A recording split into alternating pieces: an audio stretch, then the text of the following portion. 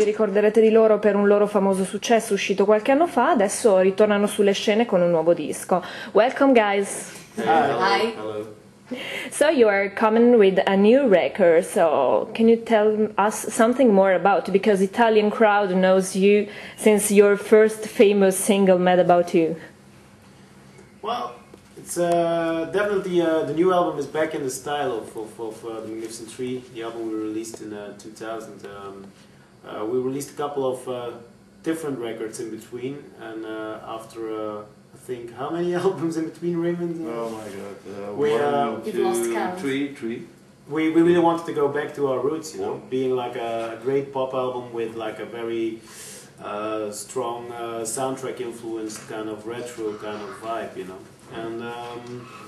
And the beginning of this album, we also wanted to make an album where every track needed to be kind of catchy, because we're living in the iTunes era, you know. People download tracks, they just download singles, and we want them to download the whole album, you know, not only the singles. So we decided like every track needed to have like this kind of instant feel, but at the same time couldn't be kind of like bubblegum, you know. It needed to be like, you know, had to have some quality and then some depth in it, you know. So and then we started writing. Me and Raymond wrote some songs. I wrote some songs with other people, and at the same time we started looking for a new singer, of course, because Jeke left us in October 2008. So we put in one line on our website saying like Hooverphonic is looking for a new singer, and we got like more than 1,000 MP3s and photos, and so it was actually a strange process, you know. We were writing songs for an album, didn't have a singer. Sometimes they had like some girl coming over, and then she would sing a demo, or you know, or I would sing the demos or whatever. So we did two things at the same time. I just saw like all the other girls. I saw the advertising on their website, and I immediately sent my MP3 to the guys, and like the same night I sent it to them, I got an email back. It really went very fast, the communication between us. And like I think a week after that, I was in their studio singing Mad About You, in fact, because that was like the test for all of the girls, because first they tried with new material, but then they tried the old songs. Like Mad About You, it's a song you need to perform. It's a song you can't go around, you just have to sing that one. And yeah, if you can't do that, if you can't make that really like honest, like you can say, you can really perform that one, yeah, then it's really hard to work with that voice in the future. So that was like the first test, and later on we met in the, what was it? Oh, we had like this. Me and Raymond at that time were also working on other projects, and at some point, you know, there's like this kind of gathering of musicians every year in Brussels in a very well-known club, and it's for young musicians, you know, and there's workshops and whatever.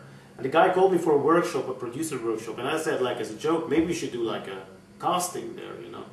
So we did, and then we sent her demo again. So suddenly we realized, whoa, she's persistent. She definitely wants this job. Really an amateur.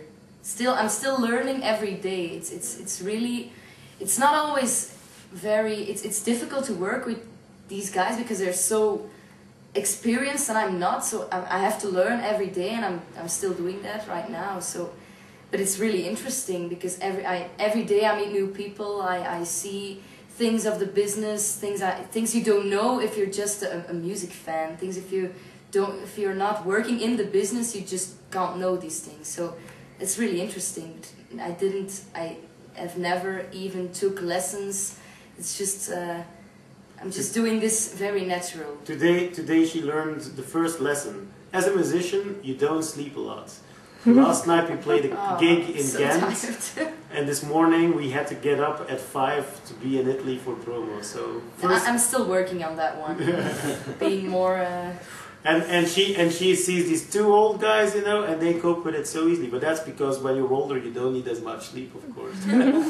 So have you tried the new band on stage? So what was the reaction of the crowd when it come to your concert?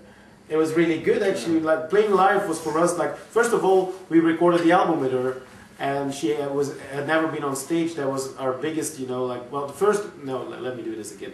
Well, the first frightening thing was releasing the album, you know, with a new girl, new singer. That was already one big frightening thing, but that went really well. But then the second thing was we had to perform live, and she never performed live with a band. And a lot of people thought we were crazy. They said, like, man, she never was on stage, and now she's gonna have to play in front of 2,000 people, you know, as a first gig in one of the temples, like rock temples of Belgium, you know, first gig ever. But we really believed in her because of when we saw her at the casting with all the pressure, and she coped with it. We thought, like, no, it's gonna be fine. She's gonna cope with it. And then we started rehearsing, you know, and that's also something she thought, like, oh, we're going to rehearse for a couple of afternoons and that's it. But we rehearsed for more than a month, you know, 9 to 5 every day, you know, rehearsing once again. Yeah, when we just started, he said, do you have a good condition? Do you sport a lot? And I was like, oh, sport? I mean, I don't have to run a marathon or something. But after the rehearsals, I had an idea of, yeah, now I know what he meant at that time. Now I know, all right, that's why he asked if I had a good condition, because otherwise you're just tired all the time. And the first week of rehearsing was, yeah, that was a shock for me. In fact, yeah, it's like, you know, a lot of people, of course, they only see the gig, but they don't see, like, you know, all the work that goes into a good show, you know, like looking for the right version, how we're gonna play the songs. Then we had a new drummer and we had a new keyboard player, so then we had to kind of like get them into the band, and so it takes a lot of energy, you know. It takes a lot of energy to make a good show or to make a good record, you know. Abbiamo chiesto agli Hooverphonic come si sono trovati a esibirsi live con la nuova cantante. Adesso chiederemo loro qual era il loro rapporto con internet. So what about internet? This is you told the iTunes era. So how's your relationship with the new medias? Do you use it? Have you got some devices or? Of course. We the new media, like we use it all the time, you know. Like this morning on the plane and in the airport, I was already filming a little movie.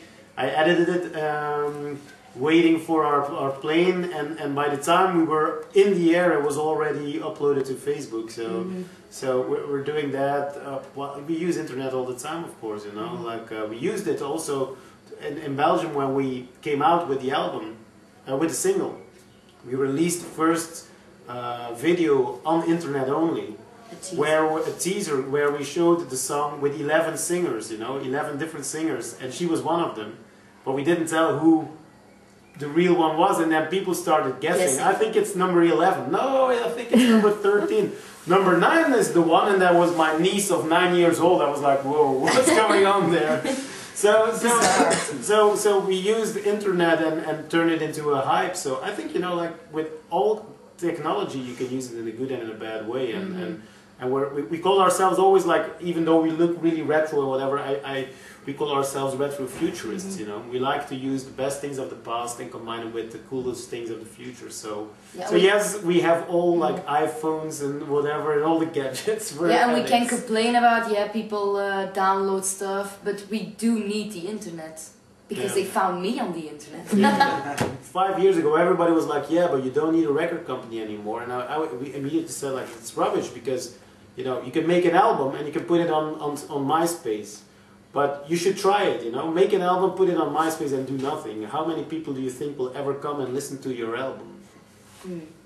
2, 3, probably your niece, your nephew, your father and your mother, you know. It's like, and maybe if you have a lot of friends, they will check it out as well. But, you know, like these days in the internet, there's so much stuff that it's even more difficult for young bands, I guess, to kind of stand out and be noticed, you know. So luckily we started off in the 90s, so we don't have that problem.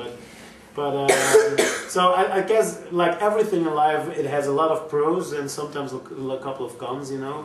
But we do use it a lot, yeah, definitely. It's frightening how fast it goes. Yeah, sure. Well, it's extremely frightening if you see when we started off, we had like you know, a whole like van full of gear, you know, like synthesizers, samplers, an old Atari 1040 whatever ST.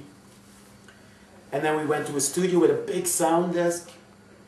And now, you know, you take your laptop, you open it up, it's all There there. you have it. Okay, guys, thank you very much for your time, and hope to see you soon. Yeah, Thanks. definitely.